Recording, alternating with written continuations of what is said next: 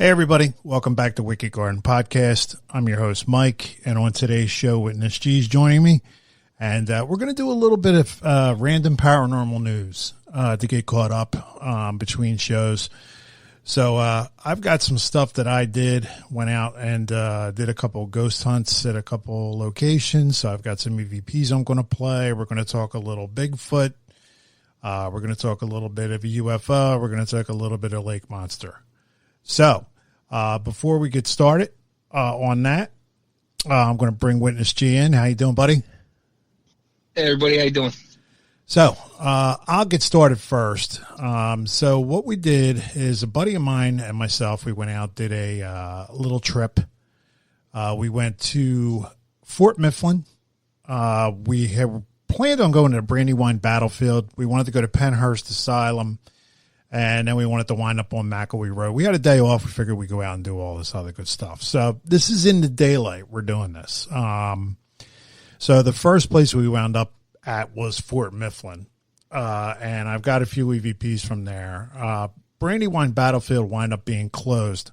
And this is a little note for everybody. It's in the pandemic. Maybe a little planning ahead of time and calling people and seeing if they're open might save you some gas money. I found out the hard way. And Penhurst, my buddy had never saw Penhurst. Penhurst is really cool. And my buddy had never seen it, so we wanted to go take a ride over. And nowadays at Penhurst, you can't even get to the front of the building anymore. It sits in a little town, and basically this little town was created just to, keep the asylum going. And as it closed over the years, it kind of drug the town down. Now, it's made a little bit of a comeback because it's a bedroom community for Philadelphia. But you used to be able to just drive right past this place. Matter of fact, Tracy and I went one time, and we saw the power plant. We came in through the back of the property, and I think I told you I actually got stuck there and didn't realize that there's a National Guard depot right next door. So we actually got stuck behind the guard shack, and I had to go out with my tail between my legs. And the guy's like, "What are you doing here?" And I was like, "Well, we came to see the asylum," and he started laughing and just let us go. But nowadays, you can't even get close to it, or at least I thought. After I got home that night and I checked it out, there's actually a history tour 3 days out of the week that you can go and take, and they actually do public ghost hunts. And they also have a haunted house there during, like September and October of every year. So, man, it must have just started that because it used to have to just sneak in. Yeah. But once again, poor planning on my part, right? But this was like something that just came up. He had a day off. I had a day off. So we didn't get to do those two places. I don't know why Brandywine Battlefield was closed. It's supposed to be extremely haunted, but there just wasn't any way to get in there. We were being watched the whole time. The parking lots are shut off. You can't even park, and it's impossible to park out on the road, but it's an open battlefield. Why is it closed for COVID? Makes no sense to me, So that's bizarre. Yeah. So we wound up basically doing Fort Mifflin, again, and we also went out to McElwee Road. So when we went to Fort Mifflin, we got there at about 10 o'clock in the morning. So this whole day was just gas money and the $15 you give to Fort Mifflin to go visit. So it's not bad. It is possible to ghost hunt and do it in a cheap fashion, right? But we got there at about 10 a.m. and we were the only people there. We were the only car in the parking lot that wasn't the three people that were working there. There were a couple guys running around on the grounds, just basically there just for security, make sure everybody had their, little wristbands they get. And their lady who actually runs it, Beth, her name is, she was in the office and I got to meet her. And we talked a little bit about the episode we did and she was real happy about it. Cool. Yeah. So, but basically you walk free around this place. You can do pretty much anything you want. You can go into any little cubby holes you want to go into. I noticed that we had more access when we paid because like the general quarters was locked and the officers' quarter was locked, but all the casemates were still open. And that's really where we got most of our activity last time. So first thing we encountered when we walked in, there was a worker there And, we're making small talk with the guy. And he was telling me, he's like, yeah, he goes, look, this place is extremely haunted. He said, and every time I go in those casemates, I get a creepy feeling. He goes, and I actually call out hello before I go in. So what I did was when we went into casemate 5, I dropped off a recorder, and we talked a little bit, and then went out and investigated the rest of it while I let that recorder run. And I actually have him doing what he talked about, doing his little greeting that he does.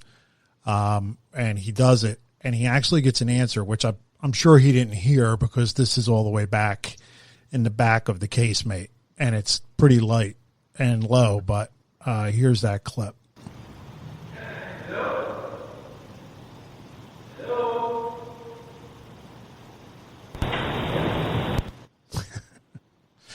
Play it one more time.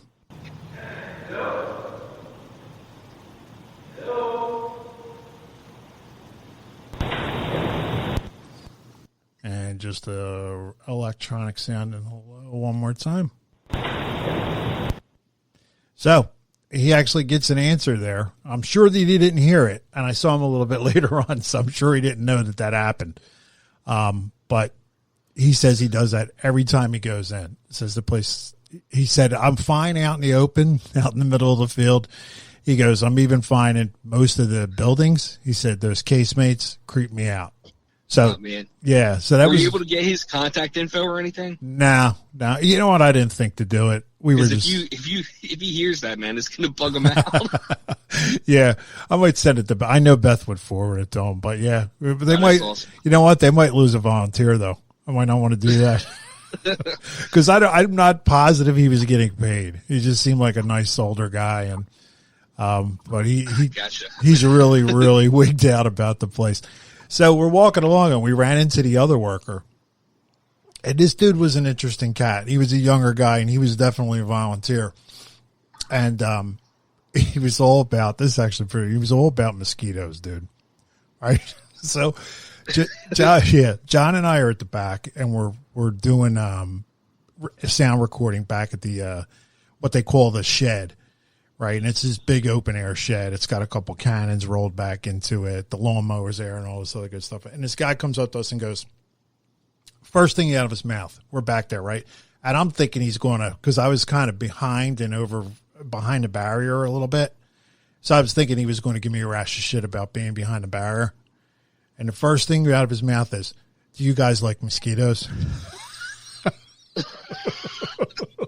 Right? Wow. So who likes mosquitoes, right? It's like this 28-year-old guy, right? So I'm just looking at him and I'm like, wow, is he part of the entertainment here? So we got hooked up with this dude for like 15 minutes, and he took us around all the casemates, and he showed us the mosquitoes that were in the casemates. So here's the deal. I didn't know this. People, mosquitoes just don't die off every year. You would think they would, right? This is an interesting little fact. So what they do is they go into caves. They'll go underground. They'll go into the sewer system in cities. And for Fort Mifflin, what they do is they go inside the casemates because it stays at a constant like 56 to 58 degrees. And they live on the walls. So that's what they'll do. Man. Yeah. And they're able to sort of. That is interesting. Yeah. That's why they don't die off. Now, I never gave it that much thought. My man was into mosquitoes. He knew everything there was to know about, right? So we kind of got sidetracked with that dude for about 15 minutes. And it was it was actually hard to shake him. So it was pretty funny. And then the two of us got done and we looked at each other like, what the hell was that all about? So we didn't have any personal experiences. But when I did the review, there are probably about 20 EVPs from the 45 minutes that recorder was in casemate 5. I'm only going to play the 2 best. Well, actually, it's 3. So I'm going to play the 3 best that I was able to pull.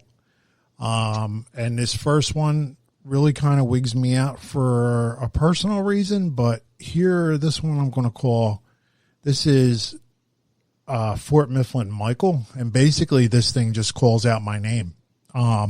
which is really creepy. Now, there are two things going on in this EVP. In the beginning, there's another voice that sounds exactly like the voice that we heard on the whisper clip that was from the Fort Mifflin show where Tracy heard the whisper. There's like that young guy sounding voice, and it chimes in here. And there are two people in this case, mate. It's me and my buddy John. That's it. Just the two of us. So there were three voices. There's four voices in this clip. There's this strange voice at the beginning that you'll hear, and then very clearly you'll hear it call my name Michael, or whisper my name Michael. So here we go.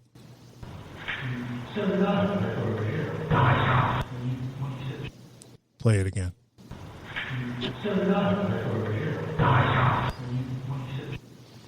And one more time. And what you'll hear is so nothing, and that so nothing is that voice that I'm talking about. That's the same voice from the whisper clip. And then the Michael at the end, that's the fourth voice. And it's me and my buddy talking about some footsteps that we heard. So I'll play it one more time.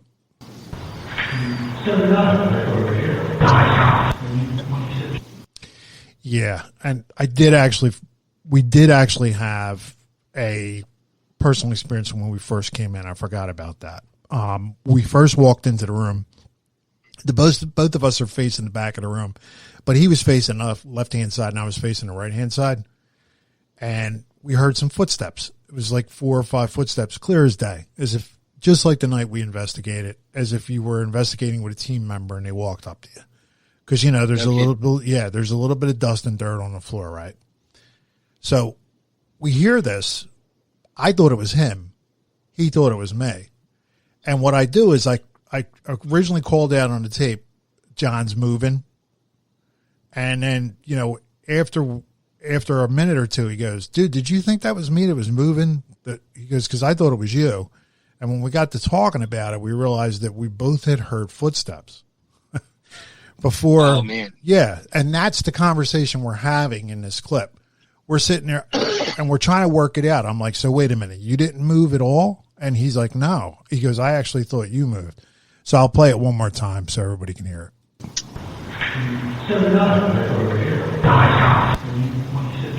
Yeah, pretty crazy stuff, man. And like I said, this place never disappoints. There's always stuff going on. This second one here, this is after we leave. And I think at this point, we're probably with Mosquito Man, hanging out with that dude. And this is some heavy breathing. This just starts. It sounds like somebody that's laboring to get air. So we know that casemate was a prison and it was used as, like a hospital and a place for the injured at one time. And that's really what this clip sounds like. It's just heavy rhythmic breathing. And this is in an empty casemate on my little digital recorder that's down in the corner. I did announce to the room that I was leaving a recorder, but this is probably 10 minutes, 15 minutes after we leave, and probably about 5 to 10 minutes after that guy, is saying hello. So there is nobody around. And when we left, we were the only car in the parking lot. So there definitely wasn't any other guests around. And here's what that sounds like.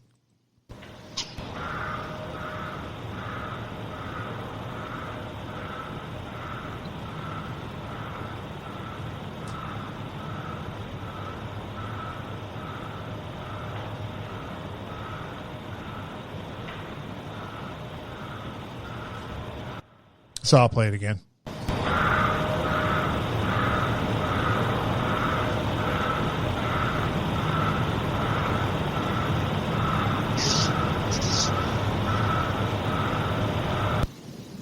So it's just a rhythmic heavy breathing, man.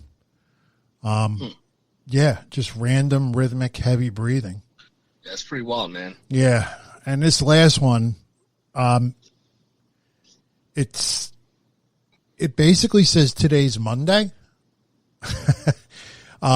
It sounds a little bit like my voice, but it's not me. And this is also after. It's an empty casemate, nobody around. It's not either one of the workers. It's not the hello guy or mosquito boy. So it basically says today's Monday, and actually, just for the record, it wasn't a Monday, it was a Thursday. So here's what that sounds like.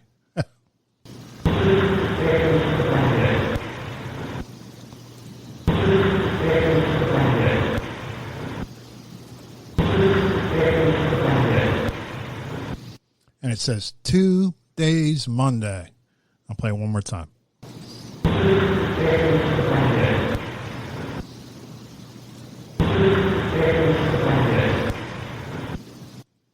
So, Fort Mifflin, man, never disappoints. Yeah, I wanted to ask you about that too. So I've only been there during the day. Did you feel like there was a difference in atmosphere between being there like out in daylight hours versus like nighttime? I don't. I think it's equally as creepy in those casemates. I think it's all human perception. Yeah, because I thought it was creepy regardless. Right. Yeah, like you get in those casemates, and it's just a heavy, heavy feeling, man. There's a lot of stuff that went down in there. I mean, you remember from the Fort Mifflin episode how many female voices we caught in there? And we caught a woman speaking French in there. So what were they even doing in there? Right? Yeah, like, I do almost want to go back and listen to some of the other EVPs when I listen to these again and see like how close those voices sound to each other. You know what I mean? Like, yeah. The voice that I was talking about in the Michael clip. That you voice, think that's the whisperer voice? That's the same one, man. Because no kidding, that's wild. Here's the thing: when I first started listening to that the first time around, I thought it was our guide Matt. Okay, so for a really long time, we listened to that clip, and Tracy kept telling me, "No, Mike, that's Matt." Okay, but then in that clip, Matt talks a little bit later to Marie. You know, a part that I didn't play for you guys, and you can clearly tell that it's not his voice. So that voice from that clip from the Fort Mifflin show is the same voice that's in that Fort Mifflin Michael clip. No kidding. But, you know, when you think about a couple things here, the female voices, like what is the deal with that, right? We know there wasn't a lot of females stationed there. You know, probably none stationed there. I mean, we know that, you know, officers' wives were there, right? I mean, they were there. So, you know, are these like, I don't know, ladies of the night that these guys had into the fort? And maybe something. I mean, I don't think that'd be too crazy to speculate. Right. You know what I mean? Like, and especially the one that speaks French. I mean, you know, but maybe they were maybe they were doing a little bit pirating on their own as boats were coming down the river. You know? Could have been. Yeah, because the other thing about that place is that was originally, you know, the one thing about Fort Mifflin, it was originally Mud Island Fort, and it was just a British outpost. So they actually took it from the British, you know. So maybe who knows what the British did there. But and then also, I mean, I like using like an archaeological perspective, like you have like multiple layers of timelines on one spot, you know? Exactly. So it could have been from earlier, you know, it could have been from anything after the war. It could be up to like recent times. It exactly. Back to, you know, the 50s, like the 1950s or something. Like, who knows? Yeah, it's such a strategic point, it's pretty interesting. That's why I always try to listen for like, again, and I don't know, man. I just assume everybody sounds really British in Philadelphia back in the 1700s still, you know? Right. And none of these do. I don't know. Exactly. Yeah, and none of them do. That's what I'm saying. There's no real way we would know like what their accent was or like their dialect, you know? Right. We caught one, right? We caught that Shave Razor song one. That was it. Yeah, that was bizarre, man. Yeah. But that one was clearly different than the others as far as like, yeah, it was the way it sounded. It was a Cockney accent. Yeah. I mean, you know, and the other thing is too, this was such a strategic position that, yeah, okay, the British had it, but obviously before that, the Indians were probably there, you know, because it's just that spot on the river. It's just a really good spot on the river. It was originally an island, so it was a great place to it was a good defensive position.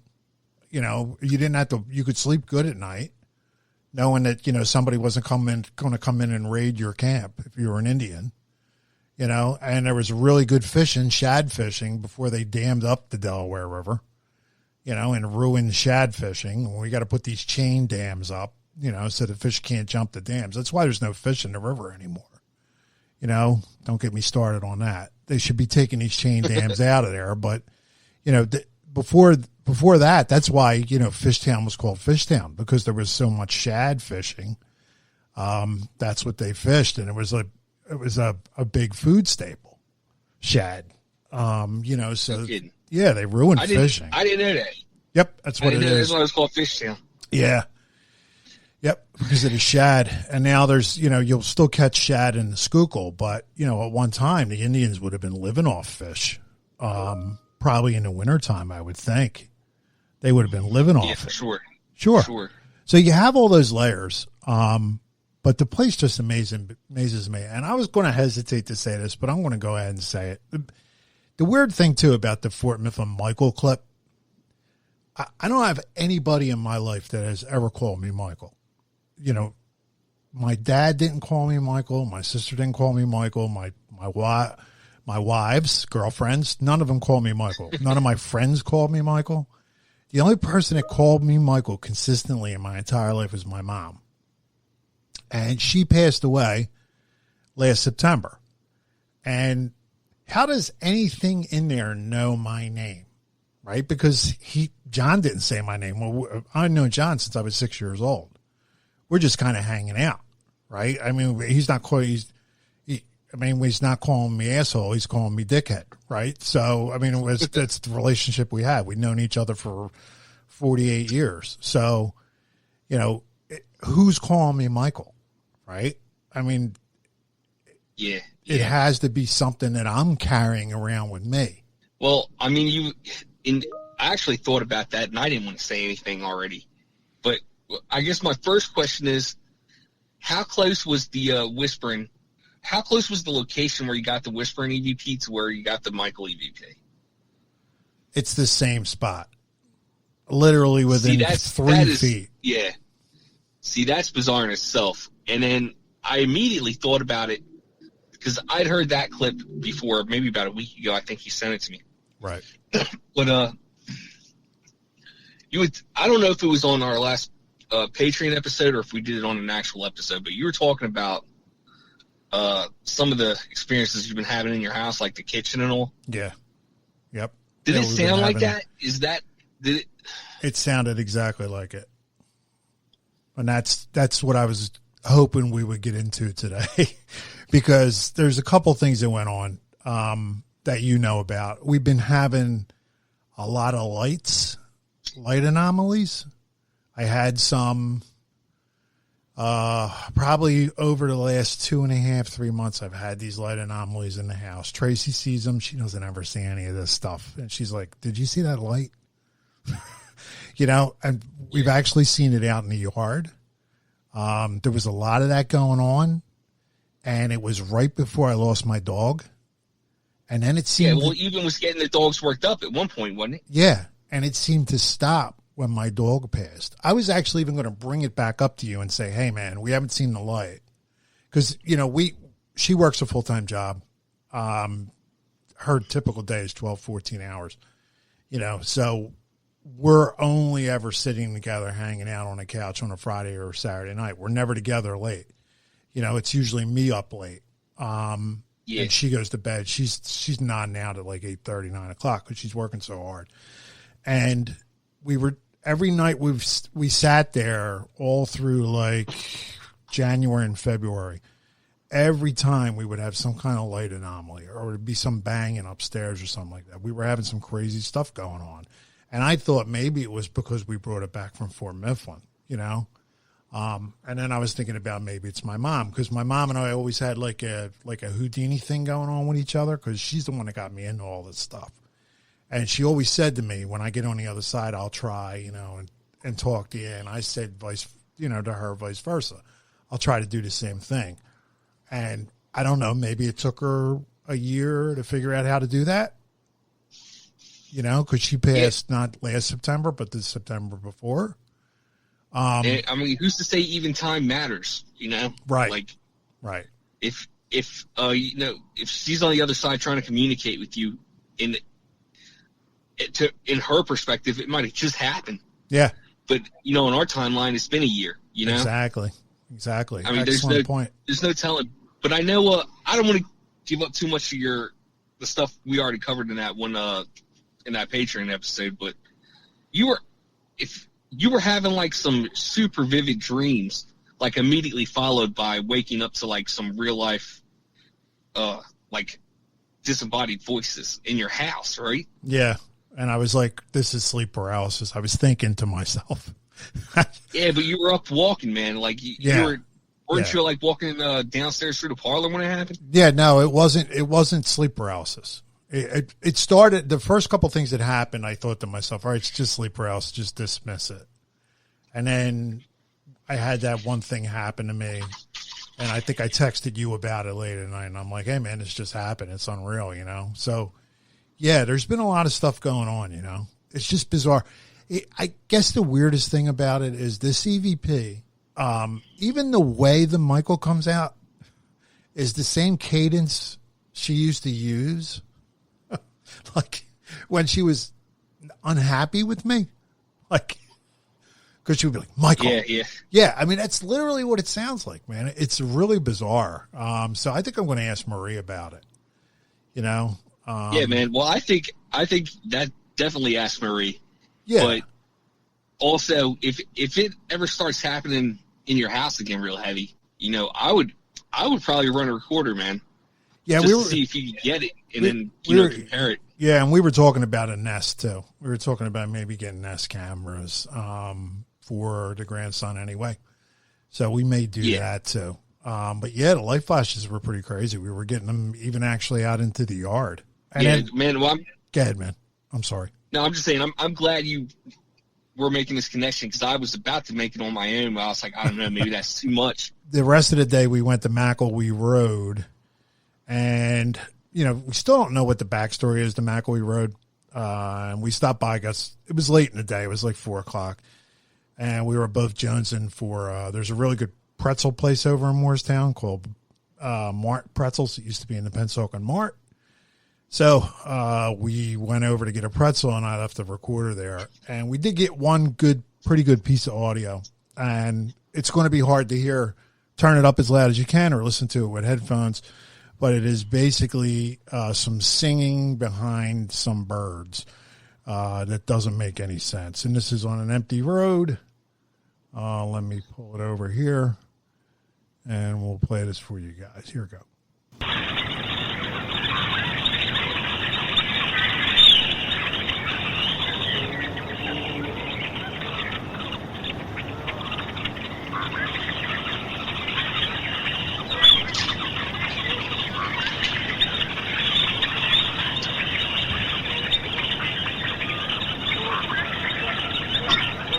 So I'll play it one more time. There's a lot of birds in there, but you can actually hear a guy singing in the background on an empty road. One more time, I'll play it.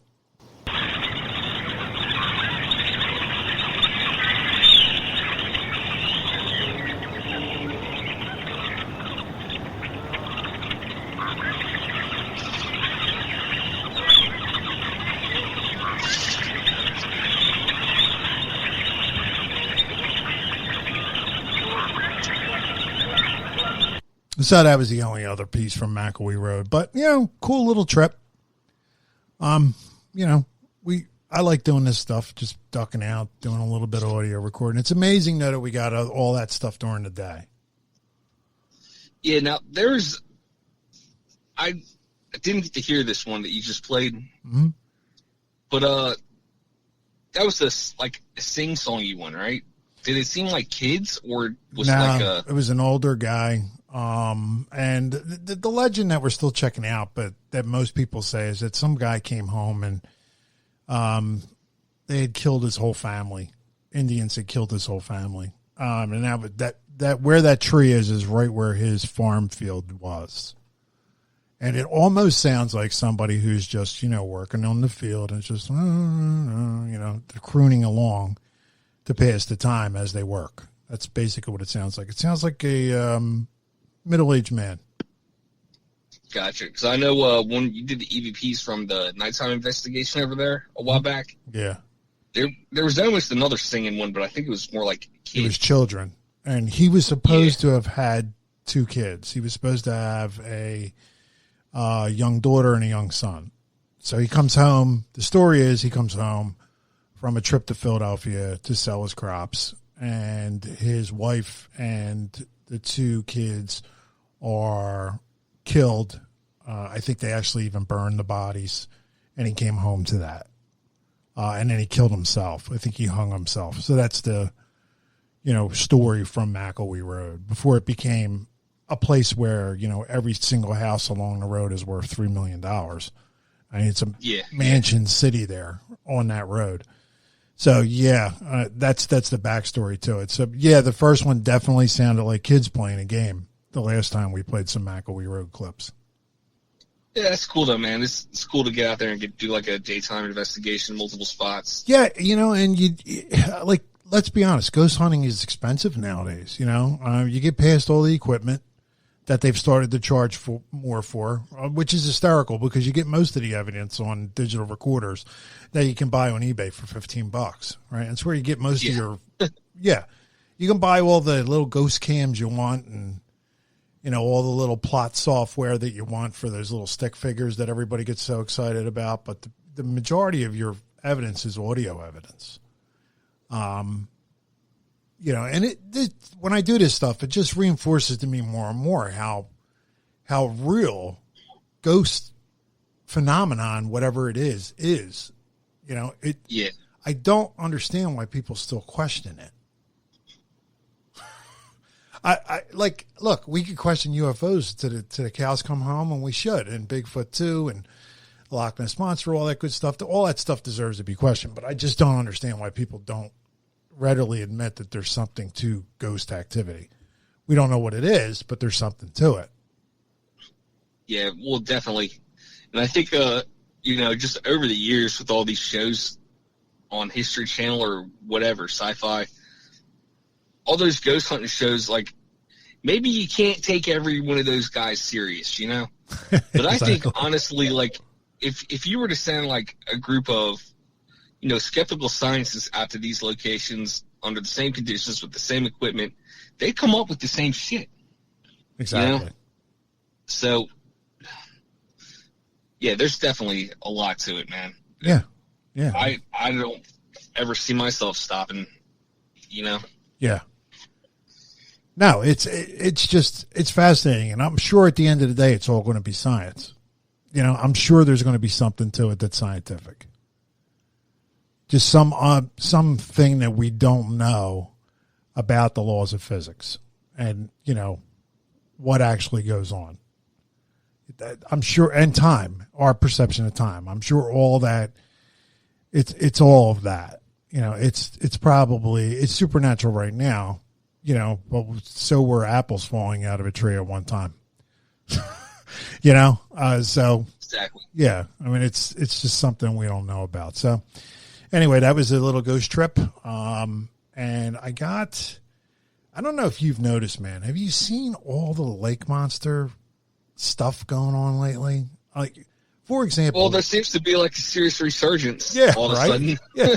I mean, I don't know if it's the pandemic or anything, but so I wanted to check into it, and I kind of sieved out all the bullshit, right?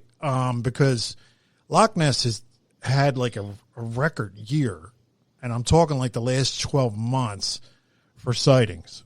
And there's a guy by the name of Steve Chalice who just took some pictures. And actually, this is from, I think he came forward with this in November of last year, but he took some pictures that are absolutely phenomenal on the lake. And he took a picture of what appears to be a 10-foot creature, which is breaking the surface of the water.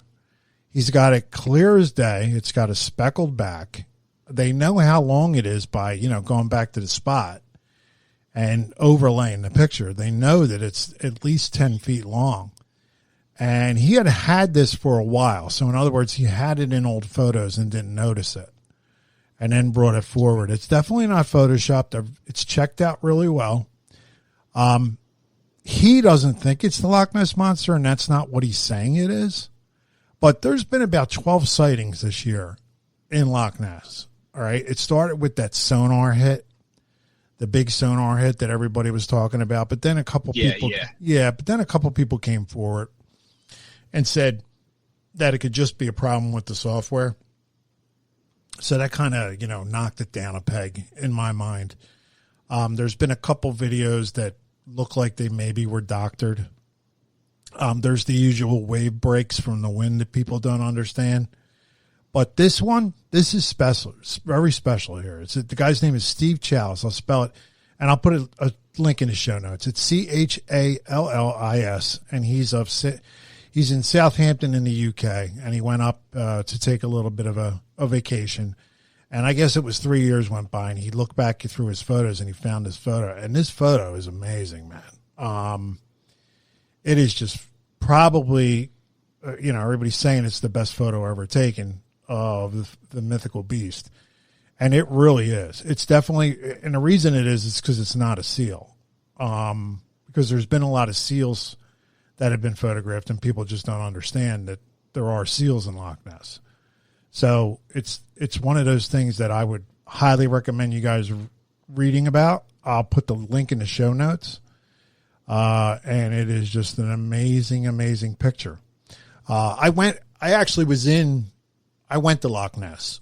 We went there on a vacation about maybe 7 or 8 years ago. And it is just a super cool fucking place, man. It's just a great place to go. You drive, it's quite a drive, because you drive up through the north of England. You come up through, you go past a castle. But one thing I noticed about it when I went in, and people don't really realize this. Up in Inverness, Loch Ness is open to the sea. It's literally open to the sea up in Inverness, right? But down where the town is, the town itself, there's not a town called Loch Ness, right? Like you drive up and you get to that kind of area in the Highlands where there's a lot of lakes, and they kind of string across the continent there, and they're all really close to each other. And you come in on a highway there, it's just a 2-lane highway, and to your left is Loch Ness, and literally 75 feet to your right is the sea, the North Sea. It's an open ocean right to the right of you. That's how close they get. So to see that and sit there and look at that, I thought to myself, what's to say that there's just not some underground way these things are getting in here? Yeah. Any cave system, they could get right in. We know how massive salt caves are and all that other good stuff, but it's a really nice area up there. First of all, it's a pretty area. It's a beautiful area. There's great fishing on the lake. A lot of people spend their summers up there. When they go on holiday in Europe, usually Europeans holiday 4 weeks out of the year. It's like a continuous 4 weeks they go on vacation. And a lot of them go up to Loch Ness. And the actual town itself is called Drumandrocket. And the castle that sits along the side of the lake is called Urquhart. And they're both really cool little Drumandrocket's a great, cool little town, but everything in it is Loch Ness. Right, the monster. Yeah, everything I definitely is Nessie. I've always wanted to go. Yeah, I haven't. It's very reasonable too. It's not an expensive trip. We went up and we did it with an RV. We went over and got an RV there. That castle, man, it sticks out because it's in the opening to In Search Of from back in the day with Leonard Nimoy. I don't know if you remember that show. Yeah, and that was before the Visitor Center. Now they have a visitor center up on top of the mountain that you can actually go to. Yeah, you can actually go to the visitor center, and they play a film, and they give you the entire history of Urquhart Castle. The Scots were a force to be reckoned with, man. They took no shit, and Urquhart Castle is just an amazing castle. So that I can't emphasize how, if anybody's thinking about taking a trip, man, and you got the coin, go over there and check that place out. The Scottish Highlands are cool. Definitely on my bucket list, man. Yeah, and it's not going to cost you an arm and a leg either, So, but yeah, there's just been so many sightings this year. It's like a huge resurgence of this stuff, And well, I knew about the sonar ping. I didn't know anything about the photo, so I need to look this up myself. Yeah. As soon as we get off this call. Yeah. I these are just random things I'm bringing up, but yeah, it's really cool. But you know what, too? I saw another article down in Florida. They got this new fish that's kind of invading all the rivers down there, and it's a 10-foot long fish. It makes me wonder, is it just pressure from too much overfishing? Are these things coming in because they're hungry? Is that why this stuff is increasing? Yeah. It really could be. Yep. Or they could have just been introduced from somewhere else. Like, I know in Jersey, those snakeheads, man. Yeah. It seems like they're getting bigger. Yeah. Yeah. They're down. The first place they were was down. Somebody actually put them in down near the stadiums in Philly. They put them in Roosevelt Park. They were down there for a while in those lakes. Yeah. And those lakes are crazy. So yeah, they were down there for a while, So yeah, that's what's going on with lake monsters. It's really heating up, man. A lot of lake monster stuff going on. So also in Bigfoot news, there is did you see this story about the thumb bone out of Florida? Yeah. Speaking of Florida. Florida. No, that one I'm not tracking. I thought I was up on Bigfoot. Yeah. No, it's pretty cool.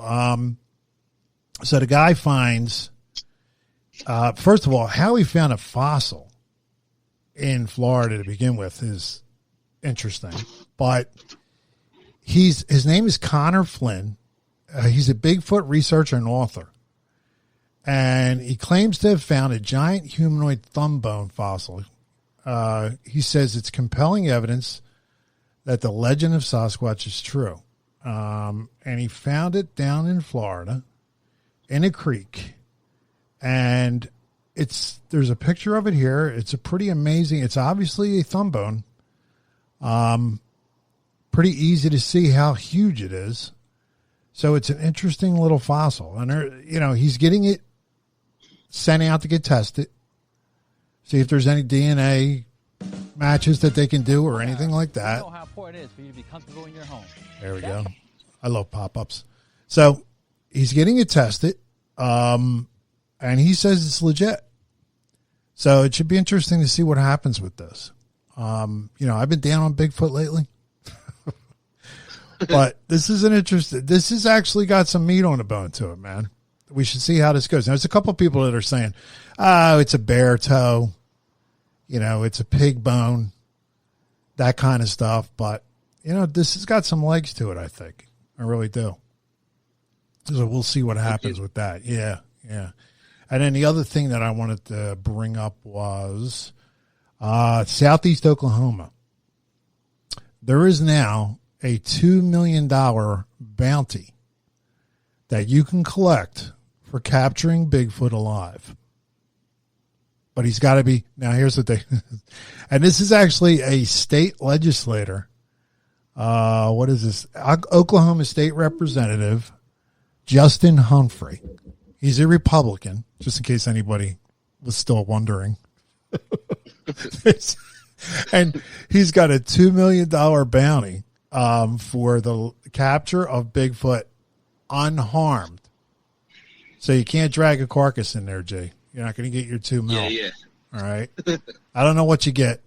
I think you would get more than $2 million if you drag the carcass in, but if you drag, right? So let's think about this for a minute. If you drag a carcass in, what you're going to make countless dollars off that, right? Wouldn't you agree?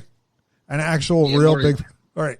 And these guys, the genius Republicans down in the southeast East Oklahoma, are giving you $2 million if you can manage to subdue the Bigfoot, bring it in. And then I guess they ask him if he's harmed. And if he's not harmed, they give you the $2 million. I don't know about you, but I'm shooting. Yeah, well, it's honestly, it's a huge debate in the community, like whether you should shoot it or not, or if it's right. If it's murder or what. I'm telling you right now, man. I think out of probably the last thing I'm going to be thinking about is, science and ethics. If I'm in the woods by myself and I come across a Bigfoot, I'm probably going to be super scared. Exactly. I'm shooting, man. I'm shooting. Exactly. So maybe I'll just kneecap them and try to rehab them to help. You know what I mean? Bring them back live. Well, Joe Biden says just shoot him in the leg. That's what the cops should do, right? Isn't that what Biden says? He should just shoot him in the leg and not shoot to kill. Oh man. Yeah, more common sense, right? But this guy, he did all this. He started out; it was just going to be a $25,000, bounty, and now it's grown to $2 million. But here's what the guy was basically trying to do. Southeast Oklahoma is the Bigfoot hotbed. I mean, that's basically where I think most of the sites nowadays come from, right? And it's that in Pennsylvania, and you wouldn't know that. I didn't know that, right? You wouldn't know it off the top of your head. So what this guy wanted to do was Southeast Oklahoma, people aren't falling over each other to get there like they are Loch Ness. So he wanted to bring that to the forefront by doing this little campaign and get some tourism in the area. So what they did agree to do, now they shot down his original offer for the $25,000, statewide Bigfoot hunt that they were going to hold over a series of days. That's basically what he was trying to do. But they are going to do, they agreed to do a couple days of what they call a Sasquatch quest. So, and what they're trying to do here is they're trying to take the guns out of it, right? So I guess that was what happened. They must have been sitting there going, we can't have all these people out running around shooting each other in the woods. So now, it's a Sasquatch quest, right? So everybody's supposed to go out there at a coordinated time. But you know what? He's trying to get some tourism into the area, and I get it. And it seems to have worked because the tourism has been crazy off the charts since then. And they're going to make this an official thing. So there's a couple things here that are cool about it that I thought and why I brought it to the table today. Number one, like I said, I went out with Bigfoot hunters. I've been out there. There's no chance of anybody, if this thing exists, catching it unless it's sick, if it's delirious, something like that, maybe. If it maybe just is too curious about you, maybe. But humans just don't cover enough ground. They go out on a hunt at night looking for this thing, and they go 2-3 miles into the woods. These things, they're just too fast and too, they're too good, too stealthy in the woods if they do exist, obviously. So if this was going to get done and anybody had a chance of doing it, it would have to be sort of kind of like a crowdsource thing like that.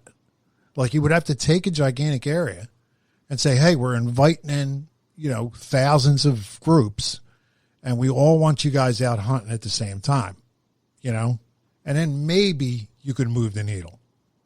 So from that perspective, it's kind of a good idea, although he was going for tourism.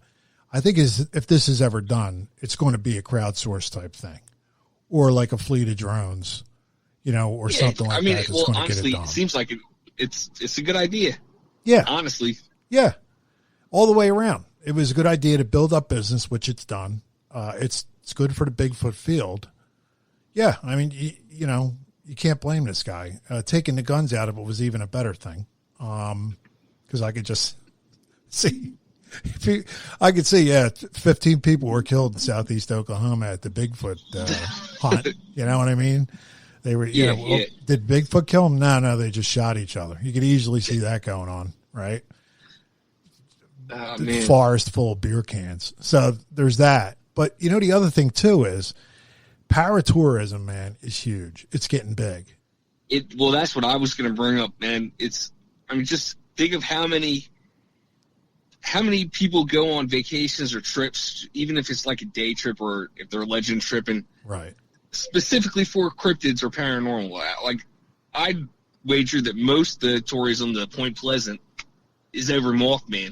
You know, exactly. Not just how awesome the restaurants are there. Right. Right. So I mean, it's been a thing, and hoaxes have. Who has the best? Who has the best greasy cheeseburger in Point Pleasant? Exactly, man. And I think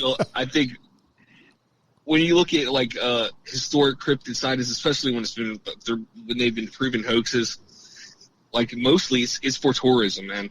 Sure. It's little newspapers trying to generate some interest, and almost like just old school viral marketing, man, and it works. It really has. It's worked fantastic. And it's just becoming a bigger and bigger thing. I guess as people, start to look for more and more thrills, the usual amusement park and, laying on the beach for a week isn't doing it. People are going out and they're trying to investigate this stuff for themselves. There's so much programming on TV that they're watching and wondering about this stuff. People are even starting to visit like murder sites. There's a lot of that tourism going on. I think there's that show on Netflix, The Dark Tourist. That stuff, off the charts. I've said to her for probably the last 2 years that I would love to pick up a haunted property because, I would just Airbnb it constantly and do this type of stuff. I would just Airbnb it. I think you can make a fortune. Lizzie Borden house was just for sale and it got snapped right up. And I think it was for sale about 10 years ago before the last people bought it, or it was maybe a few years ago they had decided that they were going to sell it. And it was in, it was expensive, but it was, maybe like $400,000 or $500,000. I think they just sold the Lizzie Borden house for millions of dollars. Yeah. Because of paratourism. Paratourism is just off the charts, and it's just going to keep going, man. It really is. So this is a brilliant idea by this guy. Great way to bring in, reestablish some of these towns that are hurting. Yeah, especially during, the pandemic. Right. No, it's a great idea. It really is. So that's it for me, man. I just wanted to put that out there, and I guess we'll throw it over to you. All right. Well, as far as news, I was just going to talk about mainly some aerial phenomenon. Yeah, there's a lot. I guess. Yes, so a few things been going on lately. I guess since our last show, I texted you a lot of TikToks. Yeah. Back on March 25th, because March 24th there was the Falcon 9 debris fell back to Earth. Yeah. And people had no idea what they were looking at all over the Northwest. There's dozens and dozens of people getting this amazing footage of this debris falling back to Earth, and it looked crazy. It looked like special effects. It didn't even look real to me. It was pretty awesome, man. It was out there. It was like, wow. The first thing you thought to yourself was special effects. Yeah, I thought it was like one of those filters or whatever people use, and maybe it was just trending. But no, it was a real event, and it had a lot of people shook, because they didn't know what it was till the next morning. But it was definitely the Falcon 9, and I just think, first of all, it's awesome that you have these platforms like TikTok and all for that, because if you have a mass sighting, if TikTok was a thing back during the Phoenix lights, we'd have a lot more footage of it. You know what I mean? Yeah, you're right, man. That would have been great. Yeah, and we got, quite a bit of footage of it anyway, but now just the, cameras, everybody has one in their pocket basically now. These TikToks, man, were going crazy on the 24th, the night of the 24th, when all this stuff was visible. Literally, at least 50 videos of it, and they were all good videos, man. like even when people were shaking, like you could easily see what they were looking at, and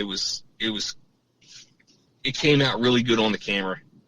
And to me, that was something I've been thinking about, because if we do have another mass sighting, and you can get people, especially these kids with their TikToks and all, to corroborate the evidence, man, and everything's taken like with location, so you can triangulate data and figure out exactly where the hell shit is. You know, it's basically it's a tool that not a lot of people are using.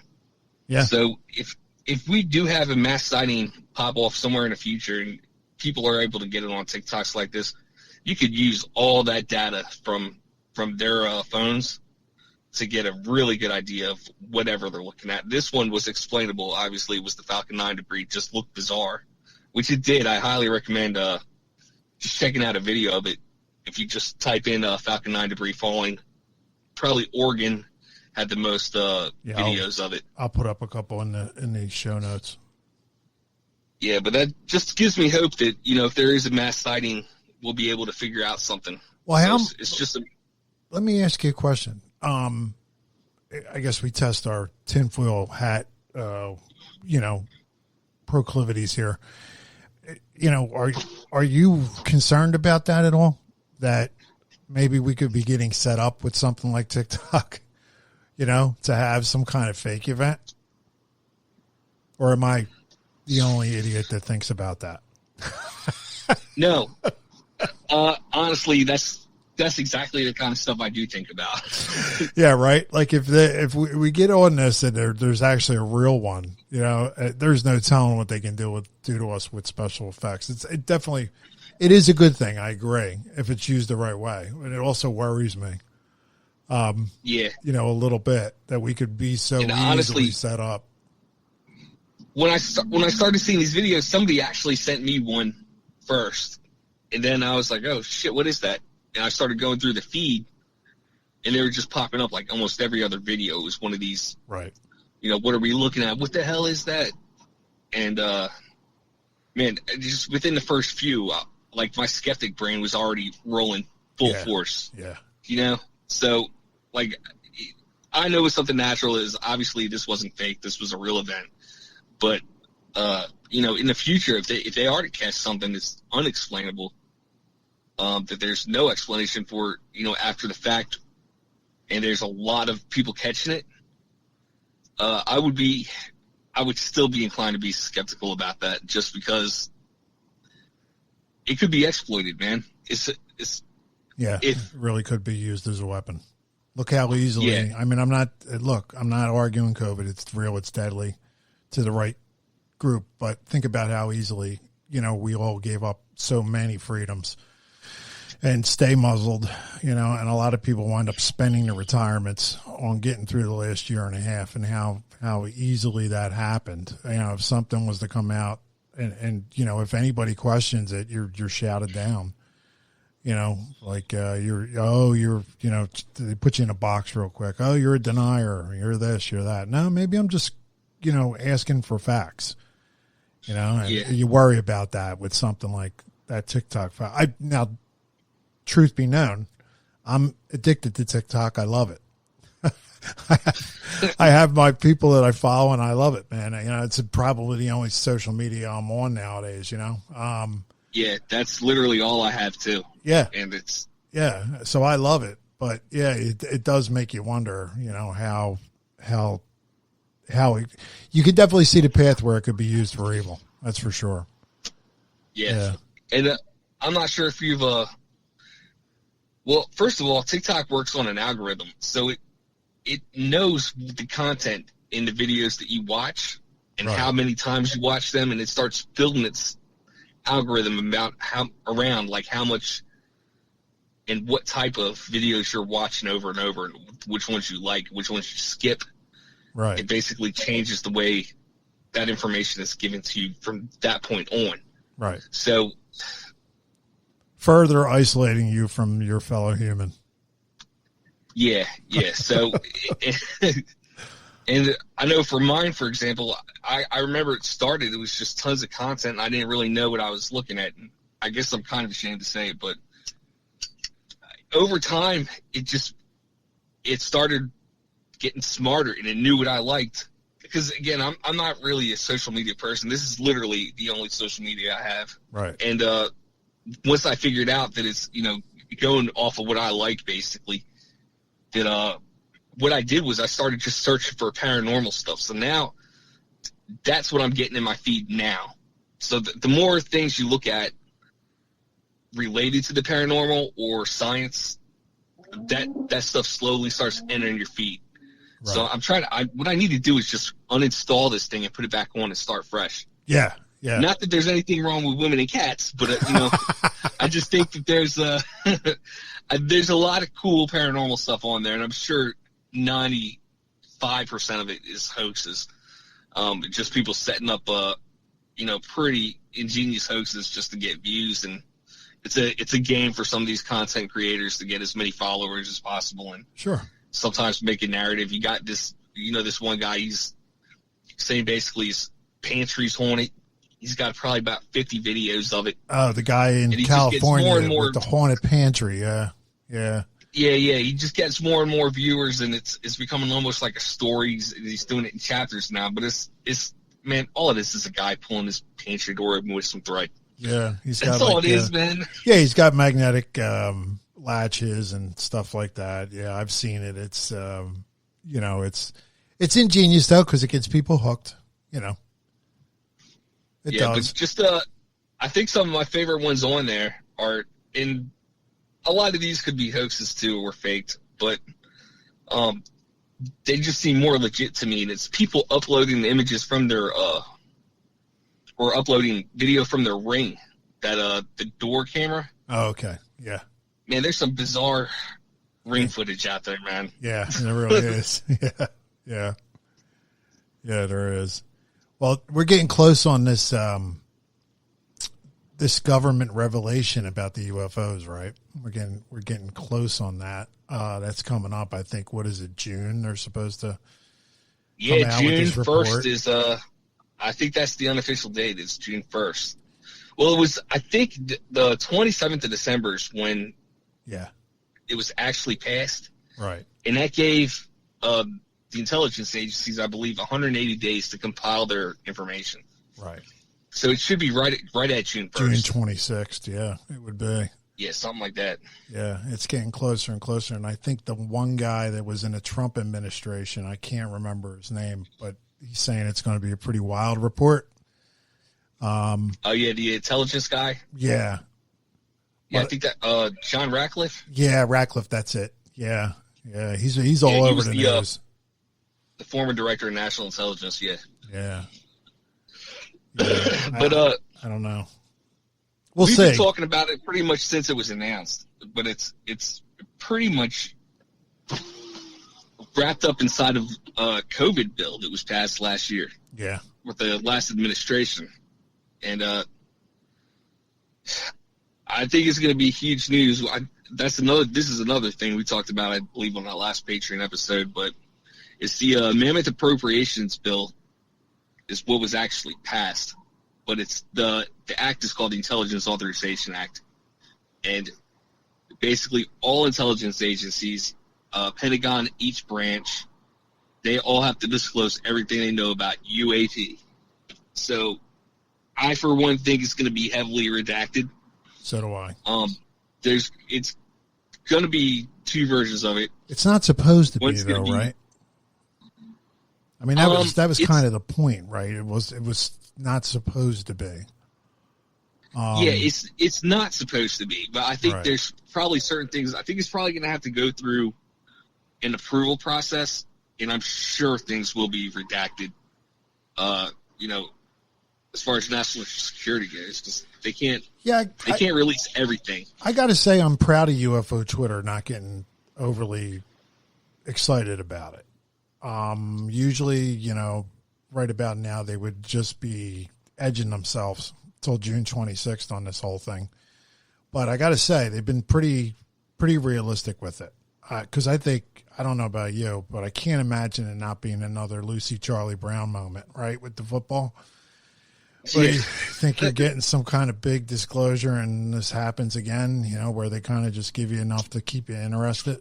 Yeah, well, and I think it's going to be that to an extent, because I think a lot of, like, maybe some of the more extreme people in the UFO community are probably, just really thinking disclosure's coming with this report. And I think that's the furthest thing from what's going to happen. I think it's just going to be a compilation of cases from each of those intelligence branches and the military with some information, probably a lot of stuff that we haven't seen before, but nothing that's going to blow our minds or say that aliens are here, No, because, at the end of the day, I don't think if they knew anything, they wouldn't tell us.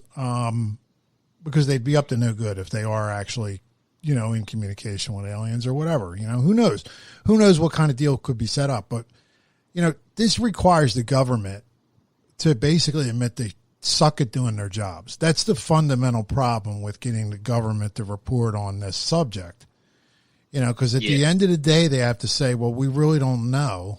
And, we're giving them trillions, billions, zillions of dollars to defend us, and they spend our money in all kinds of different ways. I don't need to tell you. So, they basically got to come hat in hand and say, yeah, we're supposed to have some stuff in this report, but we really don't know what it is. The problem with this is they have to admit they're the fall guys in this, no matter what goes on. They have to admit that they're not very good at their job. Yeah. And because let's just be honest, man, no matter what they put out, they're not going to be shown all their cards. No. And there's going to be a lot of speculation over why. Why was this redacted? Well, they must have more. And who knows how it's going to come out? Is it going to be all text, or is there going to be any photos and videos, media that's going to like accompany it? Like, I don't know. But the thing is, it's there's too much information to compile in 180 days. I don't care what branch you are, they're or already what intelligence agency. It's too much to sort out and comb. And we're talking about files and files. Yeah, they're already saying that it's not enough time. Yep. Yeah, so, again, it's supposed to be released in June. Who knows if that's even going to happen? They may ask for an extension, but it's going to be obvious that they're not going to have time to release everything they have. And a lot of people are going to wonder why. I'm on the same page as you, man. It's just a lot of that stuff is probably embarrassing. Like why? Why don't you know? Yeah. Yeah. It's like,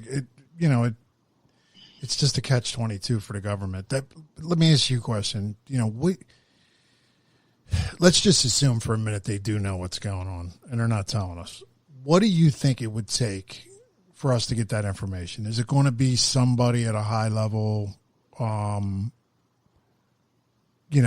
some kind of a decision position to come forward and have a reckoning in their head and come forward and say, look, this is what's going on and I'm really worried about it? Is it going to take some kind of high level defection from, the group of people in the know? Is that what you think? And then also, if there is something that happens that goes along those, let's say somebody from the CIA crawls out of a basement and says, hey, I've worked for the CIA for 25 years and I've compiled all this information and, here's what I know. There's 3 different types of aliens and he's from this galaxy. And wouldn't that person just at the same time get shouted down as a fraud and a moron? They'd make his records disappear. I mean, that's the ultimate problem, right? Yeah, I honestly, I think it would take probably some a group of them. Yeah, not just one. It can't be like a one guy Snowden effect. Yeah, it can't just be like one whistleblower or one leaker. It's got to be a group, man. And then, like, I know every now and then we get these deathbed confessions and stuff like that, but it's going to take like a coordinated. The thing is with this stuff is there's never evidence put forward with it, Right. And very rarely. And this is what makes this whole thing pretty much a big deal. And, you and me were kind of hype about this. Like, I wasn't as successful as Twitter between you and me keeping it down. I've actually been pretty excited, but at the same time, super skeptical about what we're going to see. Well, it is exciting. But yeah, the thing is that this is what makes this huge is it regardless whether it's all the evidence or just carefully selected evidence. The thing is, we're getting a compilation of evidence here. So I think it's going to be hard to talk about until we actually get that thing, until we read it. And I expect, even though they're saying June, I think it's going to go a little bit further because, the Senate committee, they have to review it. Right. Then it'll go through its redaction, and then we'll get some third-hand, unclassified version of it. Okay. So let's make another assumption. Okay. Let's just say that there is something going on and that the government knows about it. Right. And that would mean that most likely they're in communication with the phenomenon, right? And at some level, right?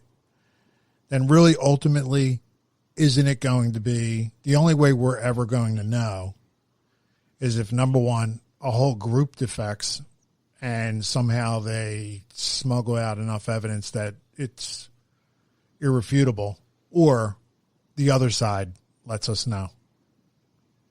The other side discloses itself, right? The other side lands on the White House. That would be White the House only lawn. undeniable. Right. Right. That would be the only true, undeniable way, man. Yeah. Yeah, I mean, it's really the only way this is going to get done. And that would be the full disclosure, which I have no idea is going to happen in my lifetime. Yeah. But yeah, there would have to be some overwhelming reason for us to know. Let's say there's some comet hurtling towards Earth and we don't know about it and they do. And they can, and this is going way out on a limb, right? But maybe they can communicate with this other beings or force or whatever we want to call it, and maybe get that thing, to move or get it adjusted, or whatever, so that it doesn't cause some kind of catastrophe. That would probably be the only way we would ever hear from our government. Yeah. And that would even be if some scientists happen to say, hey, by the way, there's a comet hurtling towards the Earth. Has anybody asked the world governments what they're going to do about it? So I think most likely it's going to come. I think the disclosure will come, if there is a disclosure to come, it'll come from the other side. Yeah. Or a group. And again, this whole thing was set up because, not because they're trying to release information on extraterrestrial life. To them, it's just, they're only looking at it as a threat to national security. And they're trying to just figure out what the hell's going on. Because it's obvious there's lots of sightings. And for the most part, this is going to be like reports from pilots and controllers and other military officials. It's not going to be like, your Uncle Sal was hanging out on his, back deck looking up and seeing something. It's not going to be reports like that. These are going to be like official reports, from what they've described anyway. And what's to stop them from saying, okay, here's the report. Do we know of any UAP phenomenon? No. Yeah, they really could say that, right? I mean, they really could. And how would you dispute it, right? You wouldn't be able to dispute it. So it should be. You can't, because everything's compartmentalized anyway. So it's not like they're going to even know. Right. It's just like the cartels work. It's just like the mafia works. You're never going to hear direct from the boss. You're never going to get orders direct from the boss. The boss is never going to talk to you. That's kind of what goes on with this whole thing, man. It really does. And they would have to admit that they're not very good at their job. I think that's the fundamental problem with it. It's going to have to come from the other side or a group of defectors. But then again, we did have a group of defectors, right? I mean, we do. We have this TTSA thing. Aren't they a group of defectors? And I would think if you polled 10 people who are serious into the subject I would think 5 of them would say that TTSA has some redeeming qualities. The other 5 would be like, I don't know, I don't trust it. So it's a problem. And the other thing is, it doesn't help to have Lou Elizondo going on Fox News, looking like he's getting ready to go to a mix between a flock of seagulls and Guy Fieri. What is going on with him, man? Right? I don't know, man. If you want to be taken seriously, what is going on with that haircut, man? I don't know. You're in the military, right? You were in the military. Do you see anybody ex-military walking around with the side of their head shaved? No, I don't know, man. Honestly, when I looked at the clip, it was just really cringy, man. He looks like a guy that's losing it, right? Like he's losing the battle. Yeah. I'm losing the battle. I'm becoming this fringe figure. I'm just like, once again, the UFO phenomenon is marginalizing somebody, right? He's becoming this controversial figure. He was thinking he was coming forward and being this whistleblower, and now he's becoming this fringe figure. And it doesn't help that he just keeps going on Fox, because there's a lot of people in this country that don't see any redeeming value to Fox too, and he just keeps appearing on Fox and really not saying a lot when it comes down to it. Yeah, it's bizarre, man. I don't know, I don't know what's going on with that guy. Right. I don't know if Tom DeLonge's running on or what, but yeah. And he left. He left TTSA too, right? Yeah, he left. So I don't know. I don't know. It's fun. It's fun to talk about. That's about it. It's sort of kind of like almost like a sport. It's almost like a sport at this point, right? Like it's almost like, all right, let's root for our team, and if they don't win the Super Bowl this year, maybe it'll happen next year. It's almost like watching somebody root for a horrible franchise, expecting disclosure to happen, like me rooting for the Flyers for 50 years. It's like that. It's sad. It really is. Yeah, I don't know, man, but if something's coming, I guess we'll have to disseminate it whenever it's put out to us. Yeah. But man, I don't know. I think honestly they're gonna really push it in the way of just looking at it as, foreign drones. Yeah. Did you get a chance to do anything on those drones? Or did you look into that? Yeah, I don't know if you want to talk about it. You're talking about the kid? We could talk about whatever you want to talk about. I was talking about the Navy drones, the drones. This is a recycled story I'm reading, right? I mean, this is basically drone swarms around Navy ship remain unidentified, according to top officer. I mean, this is just a recycled story, right? It's basically the same thing that we already know about. But there was honestly, it's a Tic Tac, right? So that's what this is. Yeah. Okay. Well, I don't know if it's the Tic Tac in this particular case, but okay. It's so there's not enough information. Oh wait, here we go. It is here we go. Yeah. So what it is I got it. You want me to read it? Basically, you can if you want, but I just okay. I just want to make sure we're on the same page. We're talking about the USS Kidd. Yeah. Yeah. Okay, so it's not a recycled story. This is something brand new. Okay. Well, I mean, it happened back in July of last year, or actually 2019. Right. But the news just broke. Now. Right. Exactly. But I don't believe they were Tic Tacs. I think they were full-on drones. And that's what I'm saying. There's not enough information, so they don't quite describe what kind of drones they are, which is such a loose word, man, because we have so many variations of them. Yeah, I'm reading between the military and civilian, Yeah, they're not described as quadcopters; they're described as lights. So, I mean, it could be a prop UAV, a jet UAV, but they were described as moving like left and right, up and down, like almost like a quadcopter would. You know what I mean? Right. But also, like we hear UFOs in a lot of descriptions. So if you're describing it only as a light, well, I don't know. Do you want to go over the story first? Yeah, I mean, I'll read it real quick here.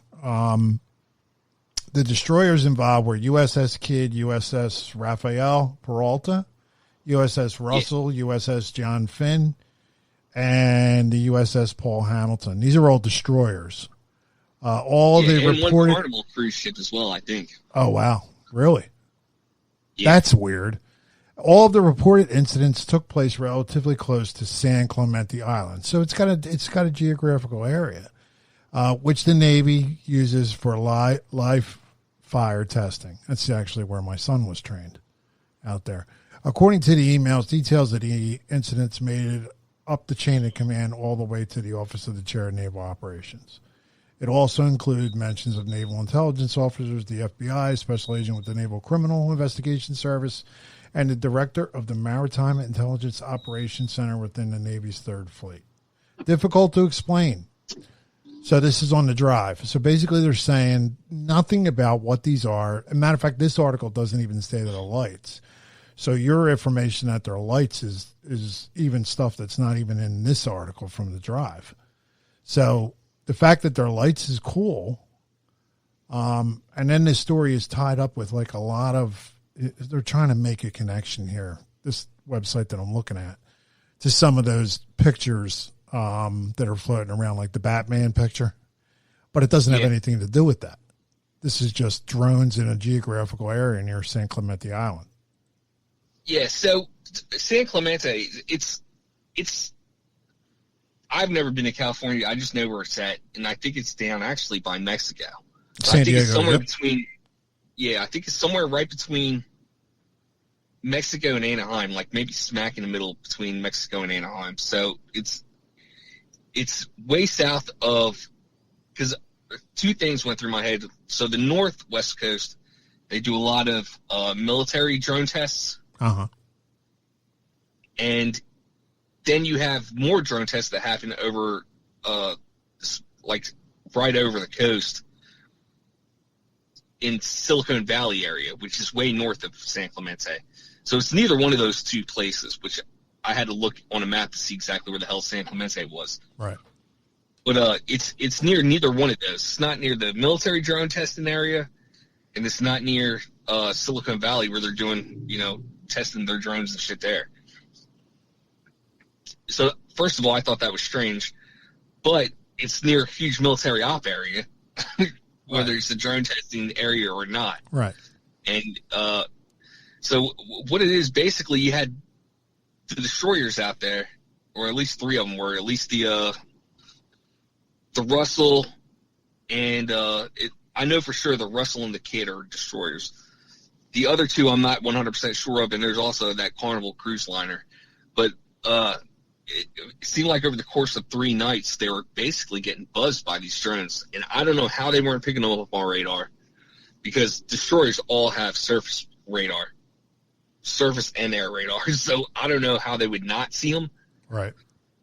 That makes absolutely no sense to me. But apparently everything was documented, like via the deck log, which for the non-Navy people out there, it's literally like a handwritten log. You just basically document what's going on. And it seemed like, I guess, 6 were following the boat at like its cruise speed. So I think they were going at least 20 knots. So not incredibly fast, but not slow either. I think my drone could keep up with that. But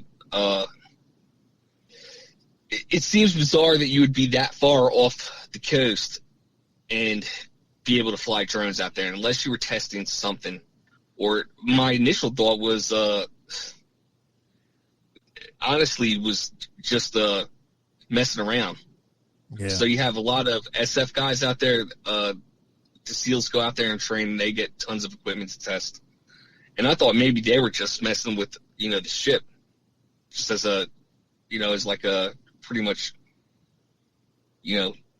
mischief ops, Right. Sure. But then I definitely seen where NCIS was involved. Right. So it would. Yeah, so I'm not 100% sure that's the case, Right. They would have known at some point. They would have just asked those guys, Yeah. or they would have saw that they were out there. I'm sure they would, be able to cross-reference and find out if they're out there. It is interesting that it's what throws a monkey wrench in this is that it is near San Clemente Island. So, I know that like you're saying, your drone only has a certain amount of range to it. Yeah. You know, commercial drones or, you know, like drones that are readily available to the public. Exactly. So now, if there's our swarms of them, military drones are completely different, man. I think was weird is, I'm sorry, man, I cut you off there. Go ahead. No, go ahead. So I guess what was the weird, strange standout thing at the time is that, like, they were in flight for over 90 minutes. I mean, that in 2019 for a commercial drone or, you know, or over-the-counter drone that you just buy as a civilian, that's kind of unheard of. Like, those flight times are unheard of. You know, back in 2019, the max you're getting out of one battery is probably about 20 minutes. Right. So it seemed for 2019 that it's hard to believe that would be a civilian drone unless somebody had something seriously souped up, and it seemed like they were, you know, multiple drones at that. So, because I guess the kid documented at least 6 at once. Oh, what? Yeah, you were going to talk about the kid, and I cut you off. Who is this kid? Oh, the kid, the USS kid. Oh, okay. I thought you were talking about that's an the name of actual the kid. destroyer. I should have got that. Okay. Yeah. No, like Captain Kid with 2 Ds. Yeah, I got you. Well, you know, that what that basically means is that it's either got to be military equipment of somebody's inventory, probably not ours, or it would have to be some kind of underground base if it is involved with UFOs, or underwater base.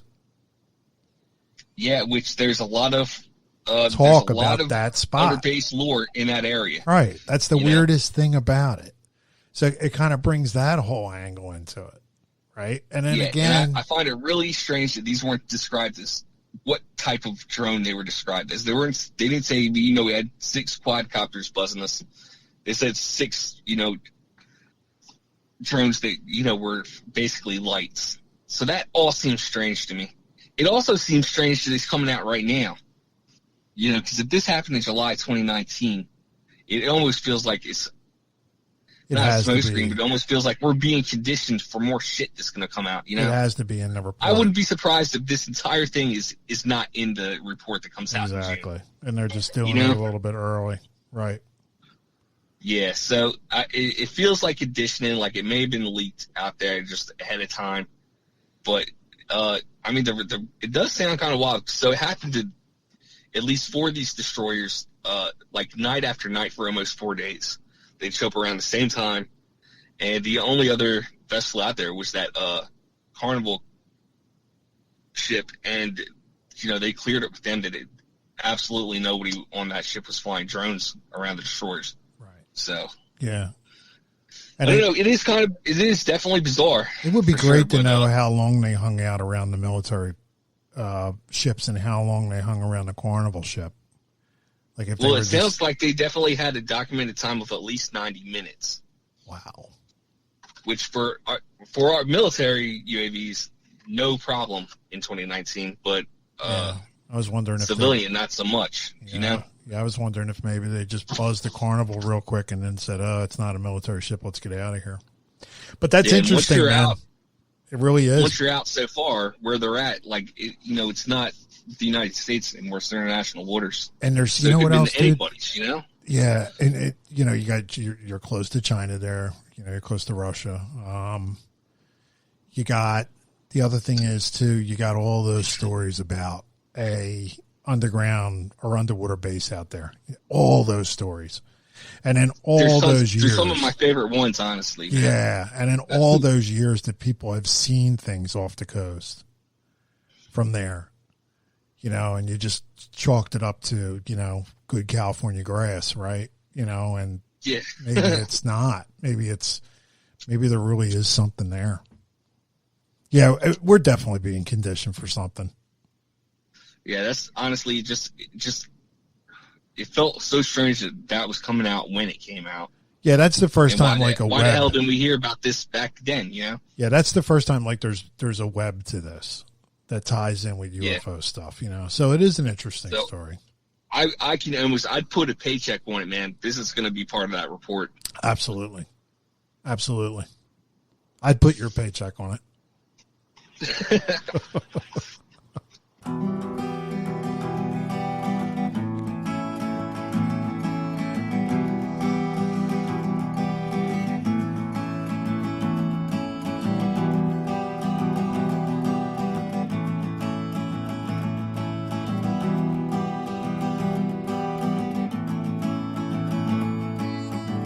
Feel like wasting time. Feel like wasting time. Feel like wasting time with you.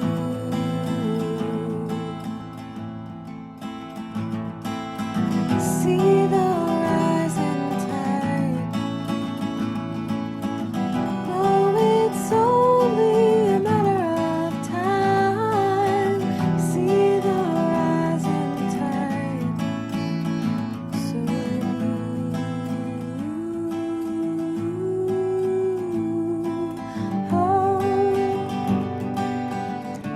if it's cold in the water, am I better for it? I can learn from my mother. If his sinking ship